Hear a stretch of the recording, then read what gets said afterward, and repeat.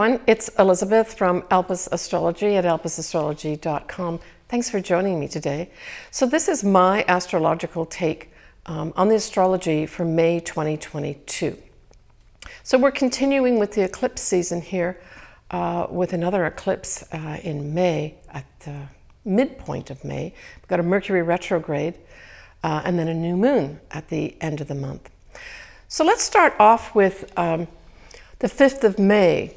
Here we've got an annual conjunction of the Sun conjunct Uranus.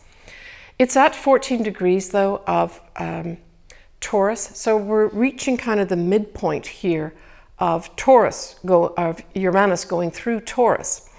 So this is kind of like a halfway checkpoint in some respects, and as opposed to say other times when we've actually got Sun conjunct Uranus. So take a look to see if you've got anything, say, around 14 degrees of Taurus or in the opposite sign, 14 degrees of Scorpio. There may be some significance that happens to you here with regards to something as ethereal as a major connection with the universe where you feel that you're getting messages. It can also represent a wake-up or a shake-up as well, right? And when we look at the fact that we've got both the Sun and Uranus in the sign of the Earth sign of Taurus, this can be something like an Earth event, right? So that could be typically an earthquake, a volcano, that sort of thing can also happen around this time. Now, the next thing we have happening that starts on the 10th of May, we are going to have a Mercury retrograde. And it's happening in the sign that is ruled by Mercury, and that would be Gemini. So it starts its retrograde on the 10th of May at 4 Gemini, 50 minutes. It does go direct the next month on the 3rd of June, but it's going to be at 26 degrees of Taurus. And so this Mercury retrograde covers both these signs. And what's interesting that I thought when I looked at the ephemeris and the chart for this Mercury retrograde on the 10th of May, this retrograde happens very close to the time when Jupiter is going to be ingressing into Aries out of Pisces. I thought that was interesting too. So it kind of is, in many ways, this Jupiter going into Aries is kind of ushering in new types of things, getting on new paths and new things opening up for us. But then this Mercury retrograde in its own sign starts the same time, and it's like, whoa, wait a minute. Maybe I've got to think a little bit about this. And certainly for those folks that are potentially signing contracts to literally start a new way, a new job in life, anything new in life, I would suggest that if you're starting it around the 10th of May, say a contract, please do look carefully at all the details because Mercury is in its own sign, it kind of exerts not only more of an effect, but it also goes into that classically what we think Mercury retrograde is, like don't sign contracts, back up all your computers, be careful who you send messages to, it could go to the wrong person. Check all your messages. You could be missing messages. So it's those typical things that we're talking about here. But I'm sure other astrologers will be covering this too. The other thing that we've got happening at this time of Mercury retrograde, we also have Venus is going to be in Aries too, at 8 degrees of Aries. Also exerting kind of newness with regards to money, love, and our values, where we may really value ourselves a lot more. We've got the Sun will be sextiling this Mars that's still in Pisces at this time. And so this says to me that this is kind of giving opportunities with regards to Mars is now in the spiritual sign of Pisces. So this is really asking us to harness some of those spiritual types of feelings that we may have, or spiritual endeavors that we initiated, say back in April. For some of us may have gone into more the metaphysical and spiritual things with regards to that whole Jupiter conjunct Neptune, right? That happened essentially around point of April, but continued throughout April, and to some extent still carries on a little bit into May too. We have Mars at this time also is going to be sextiling the north nodes of the that are actually in Taurus right now. And this will be occurring at the time of the total eclipse that we have happening on the 15th of May. So when we've got something like this configuration of Mars, which is energy, providing opportunities to this whole new destiny path for ourselves, it's something to pay attention to. Now, this eclipse that I'm going to be talking about in a few minutes occurs on the 15th of May. It is a full moon total eclipse. And I did a whole video on this. So in my video that I did, I go into a lot more details. I go into all the sun signs and the ascendants. I'll put the link down below here if you would like to actually review that video as well. I will cover it too in a little bit of detail here. And I will also cover this as well as the new moon in Gemini towards the end for each of the ascendants and or the sun signs. But we've got all timestamps in the video as well as below in the text box for those that want to either go directly to certain things and bypass my intro. Your choice. So let's get back to this total eclipse that's a full moon. Again, it's on the 15th of May. It's at 9:15 p.m. Pacific Daylight Time, and it's at 25 degrees of Scorpio, 18 minutes. So we know that Scorpio, you're being highlighted here, and then certainly those folks that maybe have an ascendant around this time too. Both the sun and the moon are going to be squaring up with Saturn, and Saturn is in Aquarius at this time. The moon will trine both Mars as well as Neptune, both of whom are in the sign of Pisces. And that is at about 24 degrees actually. And that was of interest to me too, because I thought, wow, well that 24 degree mark is very close to the degree point in mid-April, where we actually had that once in a lifetime conjunction of Jupiter and Neptune together, right? So this brings in kind of like an favorable opportunities for folks that maybe started something or made some decisions in April with regards to either a dream coming true, reaching for dreams, putting wishes into effect, or just exploring the spiritual side of their lives, or maybe some even enjoying some miracles. This can just add more favorable energy and action, right, when we talk about Mars here. So that's something to look forward to at this eclipse. We have Mercury that is retrograde, as I spoke about earlier, and it will be sextiling Jupiter, which is, as I said, just into Aries right now, right? And so this to me says that there could be some opportunities with the retrograde Mercury and then the Jupiter here sort of illuminating things or making things bigger. Some misunderstandings could get blown up a little bit here. And certainly because now Jupiter has ingressed into Aries, it's going to have a few people that are going to be self-righteous and saying, we're going to do this my way or not. And maybe communicating those things to different folks too. It's also classically could be gaslighting, could be going on big time at this full moon eclipse too, with this influence of Mercury retrograde sextiling Jupiter. Now, I did do a video of the Jupiter going into Aries as well. I'll put that link below too, and I do go into all the sun signs and ascendants in that video as well. So lots for those folks to look at that would like to read and see more. So Jupiter's going to be staying in Aries and going up to 8 degrees of Aries in 2022. Before it'll retrograde back into the latter degrees of Pisces. And that's going to be really towards the end of this year, around mid-October 2022, where it'll take that dip back into Pisces again. So we're still on this total eclipse in Scorpio, and we have a wide sextile with the moon to Pluto. And so this, I thought, was a wonderful opportunity for those folks that want to transform at least their emotional side. And I'm thinking more specifically of Scorpio and then the opposite sign of Taurus. There may be some real opportunities here at this eclipse that maybe come out of the blue to totally transform your life. So stay open and aware. But this is an effect for all of us. It just happens to be that the moon, which of course is in Scorpio, is most affected.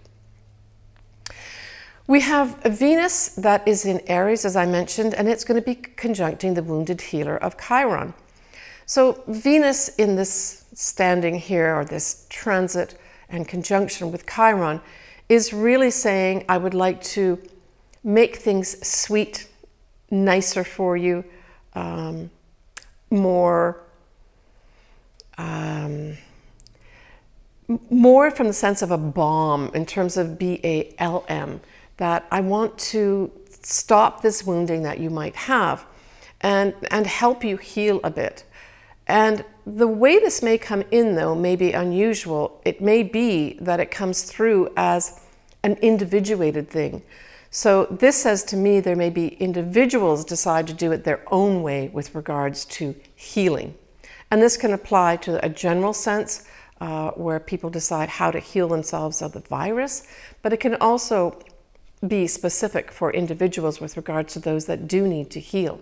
Venus provides a positive, beneficial energy. It's viewed as the lesser benefit, but it still does actually give you benefits. It just means with the Aries part that it's more individualized, that you want to seek something out on your own. All right, so that's the total eclipse. The next thing that we have happening this month will be a new moon in Gemini. And that's going to be on the 30th of May at 4:31 a.m. Pacific Daylight Time. And this is going to be at 9 degrees of Gemini, 3 minutes. And of course, like all new moons, we have the moon and the sun together in a sign, and it is in Gemini. Other things that we have happening at this new moon is we have Mars conjunct to Jupiter in Aries. And so this just gives a lot of new starts. It just is big new starts with a nice favorable dose of energy from Jupiter. If you want to do something on your own and take your own path or pioneer something at this time and you want the energy to do it, I would say this new moon potentially, except for a few other things, which I'm going to cover in a minute, could be an impetus to do that. Now, we have Mercury, which is the ruler of Gemini. It is also the ruler of Virgo too, but it's specifically more of a ruler, in my view, of Gemini. And of course, it's still retrograde, but it's retrograde at 26 degrees of Taurus. So here we've got Mercury retrograde now going retrograde out of Gemini back into Taurus. And by doing that, it's actually now forming a square with rule maker, karma manifester, Saturn, which of course is in Aquarius. So this kind of puts a little bit of a fly in the ointment type thing with regards to really getting those newness things started. And because Gemini does really relate to socializing, for sure, it also says, you know, let's collect all the facts and all the information. It says that, and it also refers to any kind of messaging or communication. I would say that the caveat with this new start in Gemini is that you may have to pay attention to supervisors. That's also something that Saturn rules. It also rules the rules. So you may have to pay attention to the rules here and fall into line for those people that do want to have new starts here. Just check out any rules or regulations that are around this new start that you want to have and make sure that you're following whatever they are, or check in with those people that make the rules or reinforce the rules. Not a time to actually ignore rules and regulations, I guess is what I'm really saying. Yeah, so when Mercury does go direct, it will be in Gemini, just for those that are interested. I'll cover this in my June video, but it will go direct at 9 degrees of Gemini on the 23rd of June, those that want to make note of that on their own calendars. So this may be a time when the newness of this new moon really manifests, when the Mercury that's retrograde at this new moon goes direct. But there may even be a second delay, or maybe a rethink or a reconsideration as a result of Mars going retrograde in October. Now, I will cover this in more detail later on, but I wanted to mention it here because it all ties into this new moon in Gemini. And it doesn't mean this is going to be a negative thing for those folks, especially Geminis and maybe Sagittarians that are starting something new. It just means that I'm giving you the heads up that there may be delays, there may be reconsiderations that you decide you want to undertake in October that goes back to this new moon that happens on the 30th of May. So I guess I'm saying allow for potential for that in anything that you're starting new. Now, this Mars retrograde won't go direct till the 12th of January 2023. And it goes direct at 8 degrees of Gemini.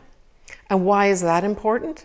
Well, it's important because 8 degrees of Gemini is very close to this new moon on the 30th of May, which is at 9 degrees of Gemini. So there's a big tie-in of this Gemini new moon right the way through January 2023. So I would plan for potential, not necessarily bad blocks or full stops. I would just say that follow rules and regulations, check in with superiors, and plan, when you're doing your plan for this new thing that you're doing, plan for potential delays. Plan for rewriting, say something that you're doing involves writing. Plan for reconsidering contracts, for instance, that sort of thing. All right. Venus is going to now be in Taurus, and of course Venus rules Taurus, so Venus loves to be in Taurus. Venus will not conjunct Uranus until the 12th of June, but I'm giving you a heads up on that one too. So this is exciting new romance for some. It can be breakups for other people. It can also be money coming in and money going out as well. But I'll cover that more in my June video. This is just giving you a heads up of this Venus and Taurus conjuncting Uranus, but it's not going to be till June. So I want to say a happy new year to all those Geminis and Gemini rising at this new moon in Gemini. I wanted to give a shout out to all those folks that kindly not only sent me some money for my dog Sasha, but also really inquired about her on a regular basis and really reached out to me. I really appreciate all your concern and all those folks that did send me some money to get her surgery done. I want to confirm that I did get her surgery done and it was very successful. It was a few weeks ago and she's back in full form, eating properly, and really I think has had, I would say, a complete recovery. Sasha is 13 years old and we know that's fairly old if you compare it to human time. We'll see a little picture of her here. So this is a current picture as of April 2022. And again, I just want to give many, many thanks to everyone who supported Sasha. Thank you. I also want to give a shout out to a few people that have birthdays, but the birthdays are in April. I'm a little bit tardy in my happy birthday wishes, but they're two very important people. One of them is my sister, Marianne. She has her birthday in April when I'm making this video, but she's having it right around that very rare once-in-a-life conjunction of Jupiter and Neptune. So I'm sending her lots of blessings, and maybe she's going to have some great inspiration come in for her, maybe some magic and miracles. Happy birthday. I also want to say happy birthday later on in April to my client and friend, Marcy. I'm wishing you happy birthday wishes. Take care of yourself, Marcy. All right, next I'm going to be moving on to the individual signs and or ascendants for each of you. As always, I am very happy to do your chart. If you would like that done, please contact me via my website and then send me an email with your birth date details. But all that information is below should you want that done, and I would be happy to be communicating back and forth with you. All right, Gemini. So Gemini, this full moon total eclipse in Scorpio happens in your 6th house. Generally speaking, the 6th house is the house of health, both exercise as well as nutrition. But it's also the day-to-day job that you have. So all these areas could be affected for you, Gemini.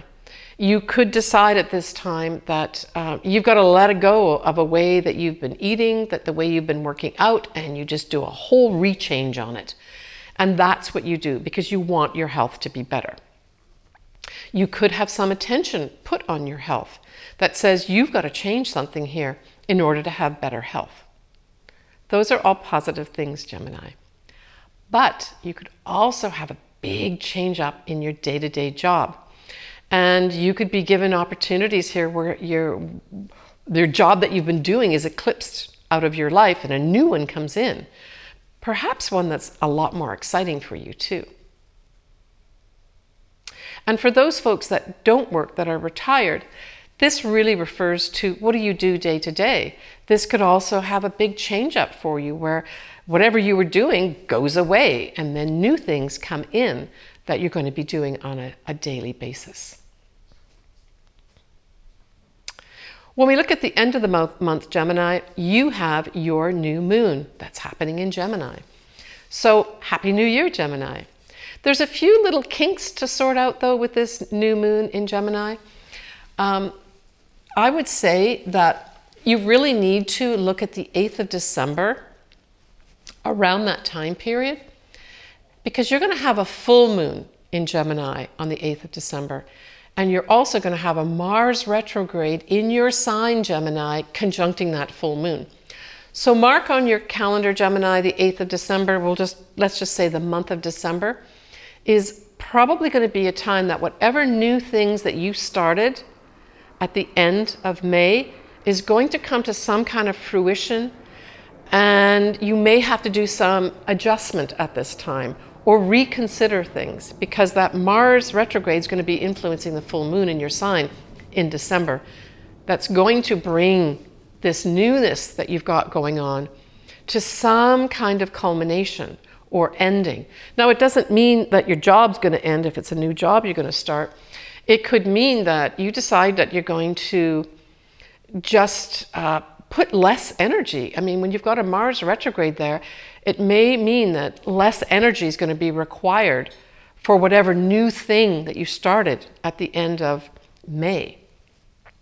Or that you've got to reconsider something. So between the end of May this year going up to December of this year, there may be something that you've got to reconsider with regards to whatever new things you started. And it can be anything, Gemini. This is going to be a new moon at the end of May in your sign. So new moon in your first house is all aspects of your life. But generally speaking, Gemini refers to things like socializing. So it could be something as simple as socializing that you decide at the end of this year, you've done way too much socializing and you want to dial that back. That could be one thing that you decide to do. Or you could also make a decision of maybe there's 2 different jobs that are ongoing or 2 different things that you're doing between now, end of May through December, that you decide you have to give up one or the other activities that you're doing. Gemini's the twins. Gemini's 2 things. Good luck, Gemini. All right, I want to say I wish everybody a wonderful May, and I look forward to hearing from everybody in their comments. I really enjoy hearing from everybody, and there's a lot more people communicating with me. As I mentioned earlier, I love to do your chart. Everything is below in terms of what you need to do. We've got coming up in June, a few things. I mentioned that we've got a Venus that's going to be going into Taurus conjuncting Uranus. I would say that's going to be one of the bigger things that's going to be happening in June. Exciting new romance for some people. Other people will have some breakups. I'll talk about that more in my June video. Please take care of yourself. Take care of all the people that you love around you. I'm sending everybody a lot of positive energy, and we'll talk to you soon.